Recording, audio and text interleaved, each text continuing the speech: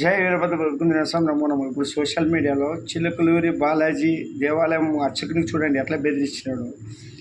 వీడు వీర రాఘవరెడ్డి సైకోగాడు ఉన్నట్లు వీడు. ఎందుకంటే వీడు హిందూ సాంప్రదాయాన్ని పాటించేవాడు కాదు, సనాతన ధర్మం తెలిసినోడు కాదు. వీడేం రామరాజ్యం ఏర్పాటు చేస్తారు నాయన. వీడు నాస్తికుడు రూపంలో వీడు మెయిన్ దేవాలయాలని రివర్స్లో వచ్చి బెదిరిస్తున్నారు. ఈయన అంతా నాస్తికుల్లాగా ఉన్నారు.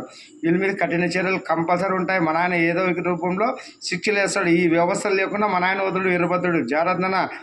ఇట్లా వాళ్ళు కూడా ఉల్టా వస్తున్నారు, రివర్స్ గేర్లో వస్తున్నారు. ఈరోజు ఆయన ఏం ధర్మంగా పోయి చట్టం ప్రకారము రాముంది సుప్రీంకోర్టులో వేస్తే దాన్ని ఎంత వేస్తావు అదే వేస్తాను క్వశ్చన్ వేస్తాడు. మళ్ళీ సుప్రీంకోర్టు తీర్పు ద్వారా రామాలయం తెప్పించింది మన వీరభద్రుడు.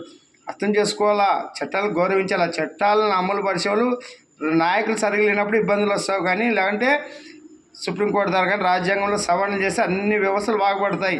అది వస్తుంది. మన ఆయన వస్తున్నాడు వీరభోగ సంత్రాలు వచ్చి అన్ని దిశానిర్దేశంతో వీరభద్రుడు చట్టం వస్తుంది. ఈ మొత్తము రకరకాలుగా ఎన్ని వ్యవస్థలు నాశనం చేసినారు అన్ని దారిలో పెడతాడు. ఈ రిజర్వేషన్ అనేది తీస్తాడు. బీసీ లేదు, ఏసీ లేదు, ఓసీ బీసీ గీసీ ఏది ఉండదు. టాలెంట్తో బతకాలి అందరూ. ఏనా అందరికి పనులు కల్పిస్తాడు. ఎవరు టాలెంట్తో వాళ్ళు ముందుకు వెళ్ళిపోతున్నారు. ఒకటి స్త్రీ పురుషుల లింగం ఒకటే, భేదాలు ఉంటాయి అంతే. ఇట్లా కులాలు మతాలు అనేది లేకుండా అందరూ పోటీ పడి బతకాలి అంతేనా. ఒకరికి ఒక రకం, ఒకరికొక రకం. నన్ను బీసీలు, నేను ఓసీలు, నన్ను ఎస్సీలు ఇవన్నీ ఏది ఉండదు. ఇవన్నీ ముందుకు అర్థమవుతుంది మీకు.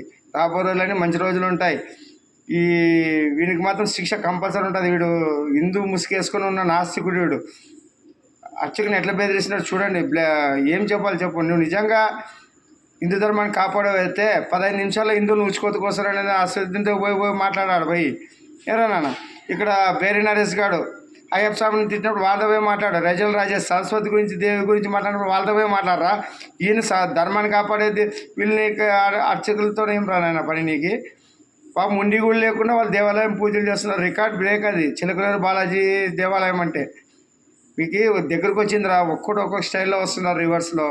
అంత నాస్తికులు అయినా అంత దేవుడి భక్తులు కాదు. రామరాజ్యం అంటే ధర్మంగా తెప్పిస్తాడు మన ఆయన వీరభద్రుడు. సీతారామరాజ్యం వస్తుంది. రాముడు ఏలిన రాజ్యంలాగే వస్తుంది. ఇప్పుడు నెక్స్ట్ మీకు అన్నీ అర్థమవుతుంది. రాజకీయాన్ని పాత్రలో తొక్కి పాలిస్తాడు మన ఆయన. ఇవన్నీ ముందుకు అర్థమవుతుంది. జై వీరభద్ర.